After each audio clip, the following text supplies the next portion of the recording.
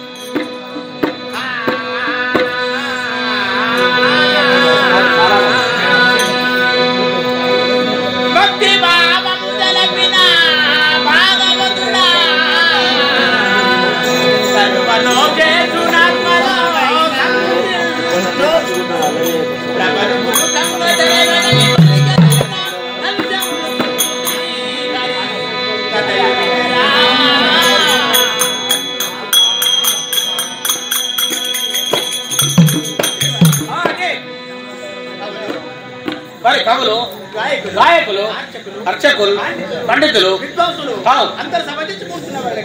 అందరూ కూర్చున్నటువంటి వాళ్ళ అజం నగర్ మన కాపుదాన పటేళ్ళు, మన రెడ్డి పటేళ్ళు, అవ్వలు, అయ్యలు అందరూ కూర్చున్నారు.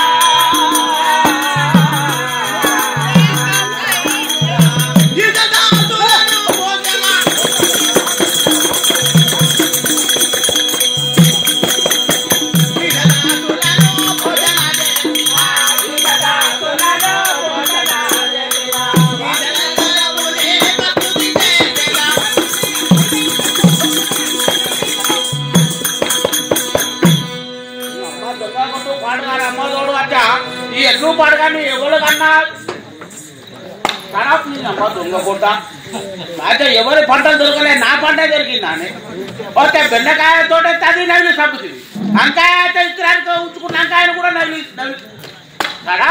దొంగ కొట్ట లంగ కొట్ట అది నన్నే కదా, నన్నే కూడా బేకు. నువ్వు ఎవరింటి ఆడబిడ్డది, నా పంట పైన నువ్వే పడ్డావు. తోటకూర అయితే తోటకూర కాదు, నా పులగంట గడ్డలు తిండు అన్ని నవ్వి చంపుతాను, నా కాయలన్నీ తింటాను. నువ్వు దొంగ కొట్ట లంగ కొట్ట చంపి పోతే సీలు పోగులెత్తా పోసి కారబెత్తా దొంగ కొట్ట. ఏమిటయ్యా ఏమిటయ్యా, నోరు లేని పశువును కూడా దండిస్తున్నామంటే అది ఏ పాపం చేస్తున్నాయో చెప్పండి స్వామి. ఏ పాపమా? నా పట్టనంతా తింటాంది. అది అంకాయ తోటైతే అంకాయ కథం, ఓకే బెండ తోటైతే బెండకాయలు కథం, ఓకే ఆకుకూరలు వేస్తాక పాలకూర తిన్నది, తోటకూర తిన్నది, సుక్కకూర తిన్నది. చంపి భారత దొంగ కొట్టుడు వద్దయ్యా. నోరు లేని పశువును కొట్టుచున్నావంటే నువ్వు చనిపోయిన తర్వాత నరకమే దొరుకుతున్నది. అలాంటి నోరు లేని పశువును కొట్టకూడదు. అంటే ఈ యొక్క నోరు లేని పశువును కొడితే ఏమైతుంది? ఇది ఎలాంటిదో చెప్పాలైనా. ఎటువంటిది? కరుణలేని మనసు కఠిన పాషాణము, జాలి గలుగు వాడే సజ్జనులు సాధు జంతువుల బాధింపవలదయ్యా. ప్రాణి హింసయు గోరా పాపమయ్యా.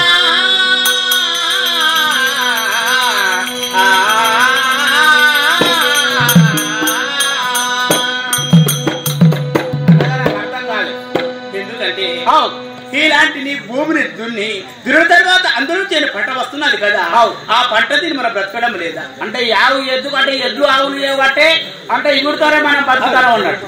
చూడు, చిన్నప్పుడు నీ తల్లి చనిపోయినదనుకో, ఇలాంటి గోవు పాలిచ్చి నిన్ను బ్రతికించడం లేదా? బ్రతికిస్తున్నదా లేదా? అంటే దాన్ని పాలిచ్చి కూడా బతుకుతారు. అదే దీనిపైన కరుణా కటాక్షంబున మోక్షంబును కూడా ఉంచి ఈ పశువుల పాదములు ముక్కి ఉన్నావు అనుకో, నువ్వు చేసిన పాపములే వెళ్తున్నాయి. నువ్వు చనిపోయిన తర్వాత స్వర్గ మోక్షంబులు దొరుకుతున్నాయి. అంటే నోరు లేని పశువులు కొట్టుడు ఇది కరెక్ట్ కాదంటూ. అంటే నోరు లేని పశువు కొట్టే మళ్ళీ తిరిగి కొట్టదు. అవునండి. ఎందుకంటే ఇలాంటి పశువులు కొట్టినావనుకో పాషాణమనగా బండ లాంటి వాడివి, బండతో సమానమైనట్టు. ఇంత చూస్తే గింతంతే ఉన్న లేదు ఆమోదోడు నాకే నీతులు చెప్పుతాడు. ఇంత పొలగాడు దండోడు ఉన్నట్టు. ఇప్పుడు నీ మాటని ఆవును వదిలిపెట్టన్నా? వదిలిపెట్టు. తల్లి గోమాత, వేదమాత, విప్రమాత. అరే ఇప్పుడు పశువు కొట్టుతున్నావు, ఈ పశువు నేను తిరిగి కొట్టుతున్నాదా? అందు గురించే ఈ పశు పాదములు మొక్కి వెళ్ళాను. అంటే దీని కాళ్ళు మొక్కి వదిలిపెట్టానా? తల్లి గోమాత ఇద్దరు పెండ పెట్టి నీ మూత్ర విడిచి ఆ మూత్రాన్ని నేను తాగుతాను. పో తల్లి, ఇంత పెండ వేసిపో, ఇంత పెండ పెట్టుకో.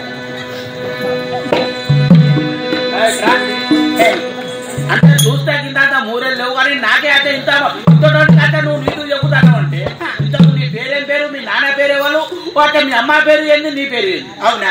నా పేరు నా పూర్వస్తి. ఈ సభలో అప్పుడు చెప్పినా నీ చెవులో చెప్పాలైనా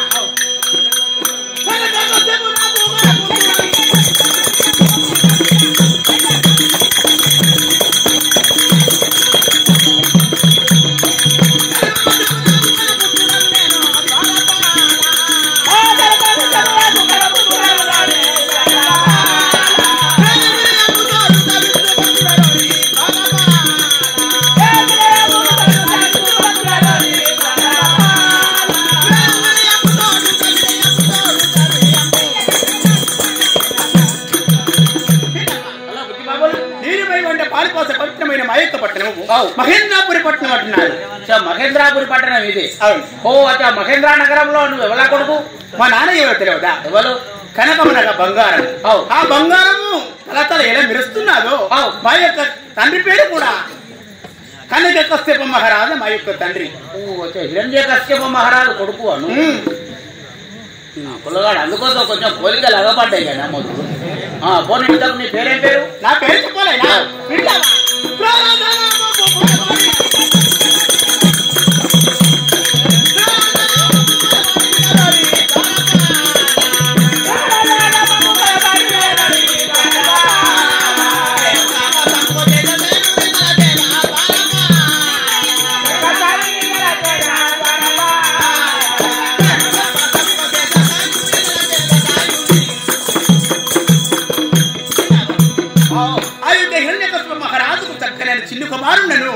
నా పేరే ప్రహ్లాదుడు అంటున్నారు. ఓ వచ్చా ప్రహ్లాదుడి. ఇప్పుడు ఎన్నేళ్ళు ఉన్నాయా నీకు? నాకు తెలియదా? నాకు 12 సంవత్సరమే ఉండేది. 12 ఏళ్ళ పొలగాను గిన్ని మాటలు మాట్లాడతాను అంటే నువ్వు నాకే బుద్ధి చెప్తాను. Okay okay. ఓ అచ్చా నీ పేరు ప్రహ్లాదు. అవును. మీ అమ్మ తెలుసా? అవును తెలుసు. ఎవరు? మా తల్లి లీలావతి దేవి. చిన్నప్పుడు పాలు బాగా పట్టలేదా నీకు? బక్కగున్నావు చూడు నేను చిన్నవాడిని కదా.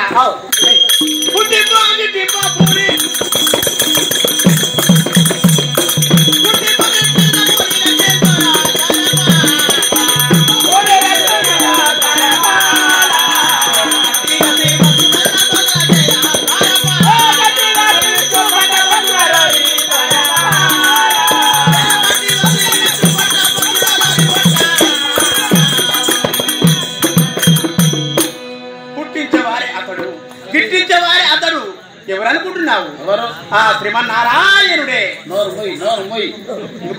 మీ నాన్నకు శత్రుడు ఎవరో తెలుసా? ఎవరు? ఆ శ్రీ మహావిష్ణు. ఆ శ్రీ మహావిష్ణుని ఊళ్ళో నడిచేటోళ్ళు లేరు, కొలిసేటోళ్ళు లేరు. ఓ అచ్చా నారాయణ అంటోళ్ళను నాలుగలే కొత్తాడు. అవునవును. ఓ అచ్చా మీ నాన్నకు శత్రుడు అంటే గాయని. ఎవరు? మరి ఆయన కడుపులో పుట్టి నువ్వు వేరే మంత్రం చదువుతాను. ఆ శ్రీమన్నారాయణ మంత్రాన్ని మరు. ఎందుకంటే పొల్లగా చూస్తే అందంగా ఉన్నావు. మీ నాన్నకి ముచ్చట మీ నాన్న ముంగట అన్నవాడు పోతాడు, తలకాయ కోసి పారేస్తాడు. అంటే ఆ యొక్క శ్రీ మహావిష్ణుడు ధ్యాయముడు పొలగా చెప్పు తినబడతలేదు నీకు. పుట్టించేవారు ఎవరు, గిట్టించేవారు అవన్నీ నో. అంతా ఆ శ్రీ మహారాజ్ మీ నాన్నకు తెలిసింది దానికో సంతి పడతాడు పొలగా. అనవసరంగా అంటే ఆ మాట మాట్లాడకపోతే మర్చిపో. అవునా? ఇప్పుడే మా యొక్క తండ్రి దగ్గరికి వెళ్ళారు. ఈ ఊళ్ళో మీ నాన్ననే తెలుస్తాడు. మీ నాన్న లేదు, ఇక్కడ అన్నం లేదు. మీ నాన్న దయ వల్ల అందరూ బతుకుతాను. అవునా? ఓ అత్త శ్రీకార్ అంటే మీ నాన్నకు అత్త బద్ద శత్రువు. ఓ అత్త అతని నామ సంకీర్తన చేసినావు అనుకో పొల్లగా నిన్ను చూడడు, చంపి పారేస్తాడు. చంపుతాడా? ఓ అత్త దేవతలు ఎట్టి పడతాడు. వచ్చే ఋషాదులను తీసుకుపోయి శిరసాలు ఎత్తాడు. వాళ్ళ గడ్డాలను తీసుకుపోయి అంటే మూడేసి చంపుతాను ఒక్కొక్కరు. అవునవునా? నారాయణ అంటే దాని కథ నాలుగనే పోతాను. అవునవునా? అవు అలాంటి వారా మా నాన్న? సరే ఇప్పుడు మా యొక్క తండ్రి నా దగ్గర అన్నమని ఓపిక పడతాను. నేనే కూడా తెలుసా? మీ నాన్న కింద ఉండే దండనాయకుడు. ఓహో దండన. లేదా పోనీ పసి పొల్లగాడు కదా ఒక్కసారి అన్నదాన్ని విడిచిపెట్టినా కానీ మీ నాన్న ముంగట అన్న ముచ్చట. అంటే నువ్వు అన్నాను ఎట్లున్నావు రా నువ్వు నీ దేవరావు నా కొడుకు బుద్ధి చెప్పవాలి మీ నాన్న నన్ను ఎత్తాడు. అంతేనా? అంటే శ్రీమన్నారాయణుని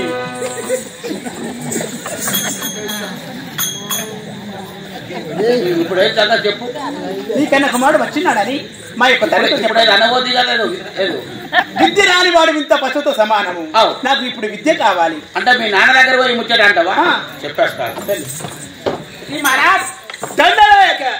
చిన్ని కుమారుడు అయినా ప్రహ్లాదుడు వచ్చిండు మహారాజ్. ప్రహ్లాదుడు వచ్చి ఉన్నాడా? కానీ ఏం మాటలు అమ్మోదోడు. నేనే ఆ పొలగాలంతా వర్తీయుల కొడుకు మన కొడుకు. అవునా? నీ కొడుకు మన కొడుకు అదే నీ కొడుకు అంటాను. సరే లోపలికి తీసుకునేదా? ఓకే బాబులు ఓకే ఇప్పుడు అన్నది మర్చిపో. ఏంటి అది? నువ్వు అన్న ఇంతకుముందు ఏమన్నాను? నాకే రివర్స్ గేర్ ఎత్తాడు అంటే నేనన్నాను దాన్ని. నువ్వు లోపలికి పో. సరే వెళ్తున్నా. ఏమి నాయనా?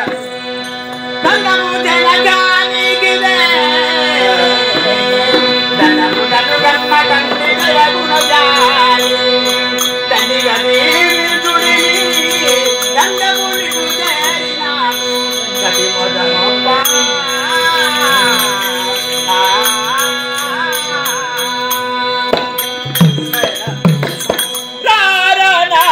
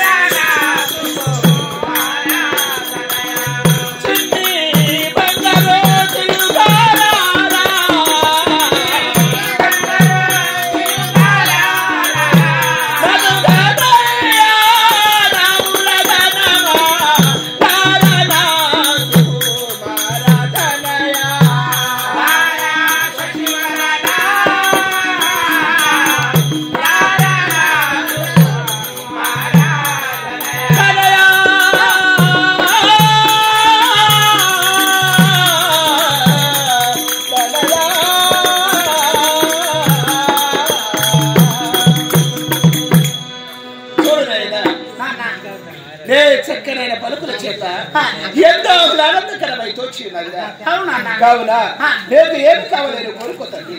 నానా నాకేమి కావాలని కోరుకోలేదు. విద్య రాని వాడు ఇంత పశువుతో సమానమైన పురువులు చెప్పినారు కదా, నాకు విద్య కావాలి నానా. శబాష్ తండ్రి. అయినా విద్య రాని వాడు ఇంత పశువుతో సమానమన్నాడా? అందుగురించి సకల విద్యను నేను నేర్చుకుంటాను అంటున్నావా? అవునా పర్వాలేదురా. నే కుశలత బుద్ధికి చాలా మెచ్చుకుని ఉన్నవాడిని. అందుగురించి కులగురులను రావిస్తాను. శుక్లాచార్య కుమారులైన చండమార్కులు సర్వశాస్త్ర వేదాంగ పారాంగతులు మహనీయులు కావున మహారాజు రమ్మంటున్నారని తొందరగా వారిని ప్రవేశపెట్టారు. చండమార్కుల్లా చండమార్కులారా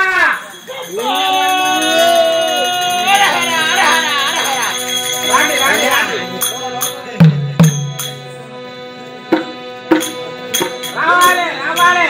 చండమార్కుల ఊర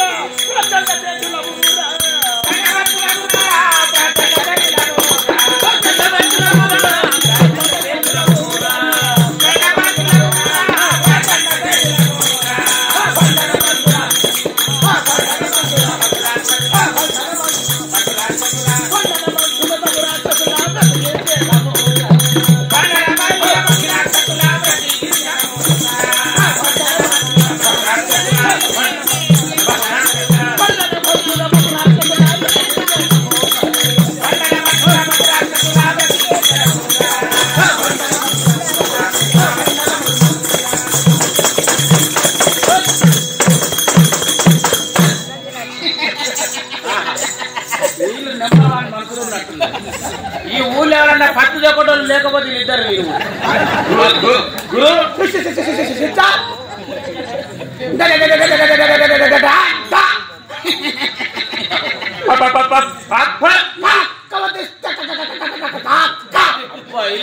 మూరని నచ్చున్నది ఇద్దరు.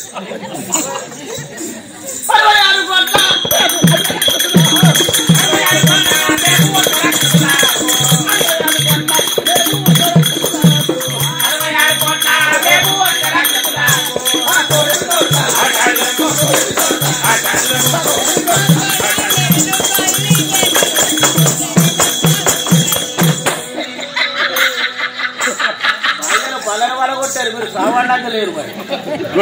గురు తలుగు తెప్పిన మొండి పని లేకున్నాడు. నమస్కారం నమస్కారం. ఇది అనేది ఎప్పుడు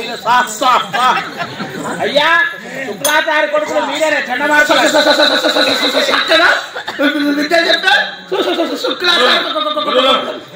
గుర్రాలా చండమార్కులు? అయ్యో వీళ్ళ దగ్గర చదువు నేర్చుకుంటే మాకే నచ్చదు.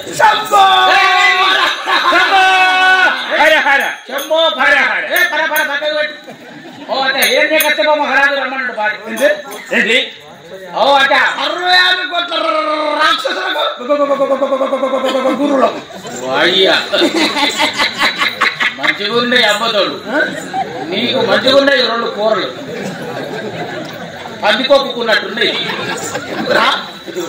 ఆ మహారాజు గారు రమ్మన్నాడు. ఏం చేయకచ్చో మహారాజు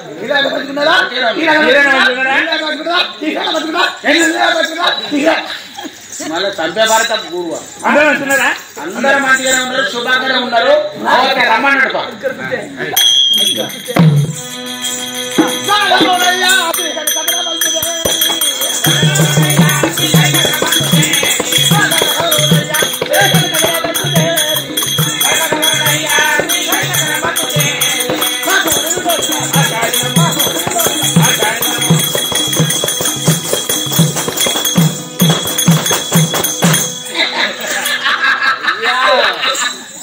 బల్లలు వచ్చేటట్టు లేరు మీరు.